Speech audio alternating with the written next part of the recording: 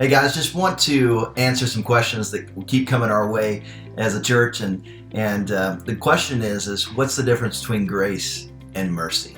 So Titus 2, chapter 2, verse 11 really gives us the answer. It says, "For the grace of God has appeared, bringing salvation for all people." The grace of God has appeared. Well, who appeared to bring salvation? That would be Jesus Christ. Listen, John said it this way: out of the fullness of Christ is grace upon grace. So Jesus being opened up, I remember my kids loved piñatas, right?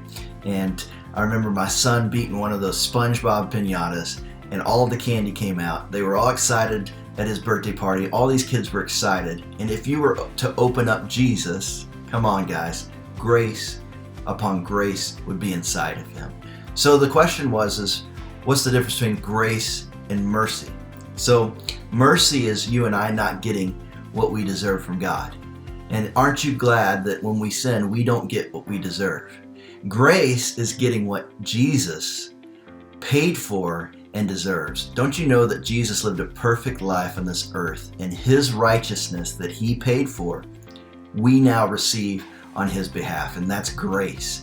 And Paul said it this way in Romans. He said, in order to reign in this life, he said it this way: for those who receive the abundance of grace and the free gift of righteousness shall reign in life. That's not waiting until you get to heaven to reign. That's this life. And so if you're asking yourself, man, there's some areas of my life I want to reign in, I would encourage you to receive the abundance of Jesus, the abundance of grace. He has all this grace for you. And Titus again says that's what trains us to live a life that's living a life that's training us for godliness and to set aside the passions of this world. And so when you hear somebody say, well, be careful, that teaching, that's too much grace. That's so much foolishness, guys.